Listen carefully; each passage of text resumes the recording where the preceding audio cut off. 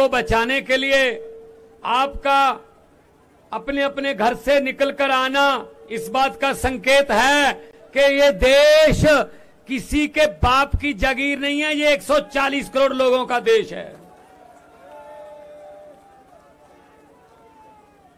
ये आज वाला जो फंक्शन है समागम में होना नहीं चाहिए था, इसकी जरूरत नहीं पड़नी चाहिए थी अगर भाजपा की नीयत साफ होती। आपने देखा 30 जनवरी को 2 दिन पहले कैसे चंडीगढ़ में वीडियो के सामने एक आदमी आम आदमी की वोटों को काट रहा है और पता नहीं कौन सी वोटों को बीजेपी के बक्से में रख रहा है। पता नहीं क्या गलती होगी बीजेपी से, इनकी प्लानिंग के मुताबिक काम नहीं हुआ, वरना वीडियो बंद करवा देते ये, क्योंकि ये पहली बार नहीं हुआ, कैमरे पे पहली बार आया है। करते तो पहले से ही रहे हैं, एमसीडी में भी किया है साथ दिल्ली में। तो आज आपका इस भारी संख्या में यहां पहुंचना इस बात का संकेत है कि इतिहास में नाम लिखा जाएगा कि जब देश में, भारत में लोकतंत्र खतरे में पड़ गया था, लोकतंत्र आखिरी सांस पर था, तब उसको ऑक्सीजन देने के लिए कहां इकट्ठ हुआ था? तो सही आंसर होगा आम आदमी पार्टी के दफ्तर के सामने जो लोग आए थे वो लोकतंत्र को बचाने आए। हमारे एमएलए साहबान बैठे हैं, हमारे मेयर बैठे हैं, हमारे एमपी साहब आए हैं लोकसभा के, पंजाब से मेरे साथी आए हैं। मतलब हद है हैरानी की कि इनका बस चले तो इलेक्शन ही ना होने दें, और अगर इलेक्शन हमने कोर्ट के जरिए करवा भी ली तो उसका रिजल्ट देख लो कैसे निकलता है। एक ये चलो चलो चलो चलो चलो चलो चलो। तो ऐसे ही लोकसभा में होता है, ऐसे ही राज्यसभा में बिल पास होते हैं, हाँ वाले हाँ कहें, ना वाले ना कहें, हाँ वालों की जीत हुई जीत हुई जीत हुई, चलो चलो चलो चलो। हद है यार, हद है यार। फिर भाई साहब इतना पैसा क्यों खर्चते हो? देश में इलेक्शन करवाने के लिए सीधा ही तानाशाही डिक्लेयर कर दो। एक बात मैं मीडिया खड़ा सारा, एक बात मैं आपको कहना चाहता हूं, मीडिया वालों आप भी सुन लो। देखो पीड़ित आप भी लोग बहुत होंगे। अगर 2024 में ये किसी न किसी तरीके से खुदा ना खास्ता ये आ गए तो नरेंद्र मोदी का नाम नरेंद्र मोदी नहीं रहेगा, नरेंद्र पुतिन बन जाएगा भाई साहब।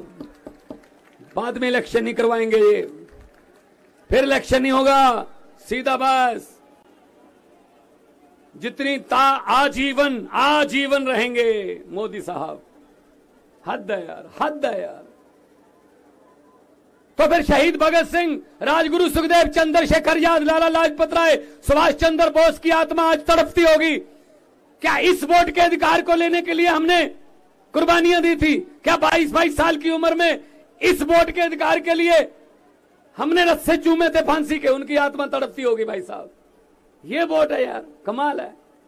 वोट कहीं और डलता है, निकलता कहीं और है, रिजल्ट कहीं और निकल रहा है। ये कितनी देर चलेगा? तो आपका यहां पे आना हमारे लिए इसलिए सुखद है कि हम लड़ेंगे, जैसा कि गोपाल भाई कह रहे थे, लड़ेंगे और जीतेंगे। और पंजाब से आया हूं, सबसे बड़ी लड़ाइयां पंजाब ने लड़ी हैं। देश की आजादी की लड़ाई में 90% कुर्बानियां पंजाबियों की हैं भाई साहब। आज भी बॉर्डर पे पंजाबी खड़े हैं, कोई गोली दुश्मन देश से भारत की तरफ आती है, सबसे पहले पंजाबी सीना उसके सामने होता है, पंजाबी सीना। तो हम ऐसे कैसे लूटने दे देंगे अपने देश को? हम ऐसे कैसे किसी के हाथ में देश को दे देंगे? हमने लिया, हमारे पुरखों ने कुर्बानियां दी हैं भाई साहब। ये कौन है? ये कौन है हमें देशभक्ति का सर्टिफिकेट देने वाले? ये कौन है सर्टिफिकेट देने वाले? जब देश का बंटवारा हुआ 10 लाख बंदा मरा। कौन मरा? हमारे नाने नानियां, हमारे दादे दादियां। 10 लाख बंदा। आजादी बहुत महंगी पड़ी पंजाब को।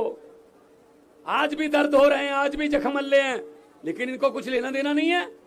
जिसकी मर्जी चलो जी, हेमंत सोरेन उठा लो, तोड़ दो। चलो जी एक नाथ शिंदे बना दो, राज्यपाल को सुबह 4 बजे जगाओ, ओथ कराओ, चलो जी मैं ओथ लेता हूं, शपथ लेता हूं, मैं किसी को नहीं बताऊंगा नहीं मैं वो, चलो जी शुक्र है। ये चल रहा देश में। गवर्नर हमें तंग कर रहे हैं, ममता दीदी को गवर्नर तंग कर रहे हैं, पंजाब में गवर्नर तंग कर रहे हैं, बात बात पे कह देते हैं ये लीगल नहीं है, ये लीगल है, ये चुनी हुई सरकार है भाई। इलेक्टेड राज करेंगे या सिलेक्टेड राज करेंगे? लोकतंत्र में इलेक्टेड राज करते हैं, सिलेक्टेड नहीं करते। इन्होंने सिलेक्टेड की आदत डाल दी है। तो मैं ये कहना चाहता हूं, मैं आपको ये कहना चाहता हूं कि भगत सिंह राजगुरु सुखदेव के वारिस बनेंगे। उनके द्वारा दी गई आजादी, उनके द्वारा दिया गया खून अजाई नहीं जाने देंगे भाई साहब। हम किसी के हाथ में ऐसे देश नहीं दे देंगे। अगर किसी नदिया के किनारे ये नेता लोग बस जाते, अगर किसी नदिया के घाट पर ये नेता लोग बस जाते, तो जनता के प्यासे होंठ 2 बूंद पानी के लिए भी तरस जाते। गनीमत है कि मौसम पर हुकूमत चल नहीं सकती, वरना सारे के सारे बादल भी इनके खेतों में ही बरस जाते।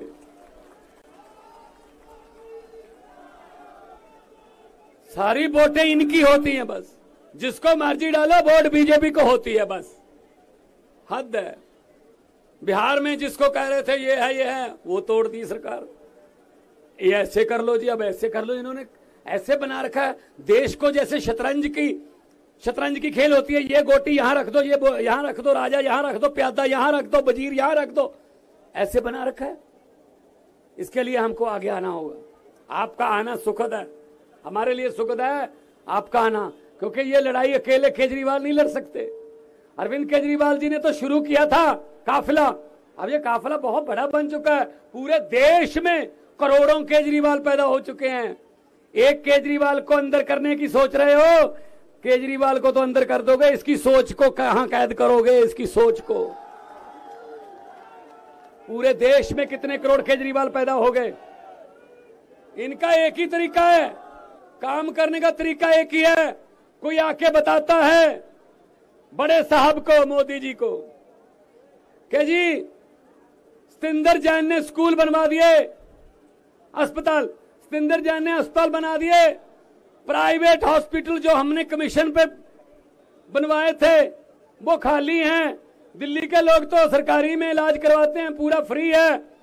क्या करना है? मोदी जी कहते हैं किसने बनवाए? सतिंदर जैन ने, अंदर कर दो। चलो जी अंदर कर। फिर किसी ने आके कहा मनीष सिसोदिया ने स्कूल बना दिए। जिस सरकारी स्कूलों में पढ़ाई हो रही है, नीट के टेस्ट क्लियर कर रहे हैं, आईआईटी में जा रहे हैं बच्चे, सरकारी स्कूलों के पढ़े हुए माता पिता अपने बच्चों को प्राइवेट से निकाल के सरकारी में डाल रहे हैं। हमारे वाले जो प्राइवेट वाले थे जिनसे हम कमीशन लेते थे वो बंद होने के किनारे हैं जी। क्या करना है? किसने किया? मनीष सिसोदिया ने, अंदर डाल दो जी। राज्यसभा में आपका मोदी अडानी भाई भाई के नारे लगा रहा था। कौन लगा रहा था? संजय सिंह, अंदर कर दो जी। जहां पूरे देश में, मध्य प्रदेश, छत्तीसगढ़, जहां भी जाता केजरीवाल सुपड़ा साहब हो जाता बीजेपी का। क्या करना है? ईडी का नोटिस भेज के अंदर डाल दो। मैं इनको ये कहना चाहता हूं,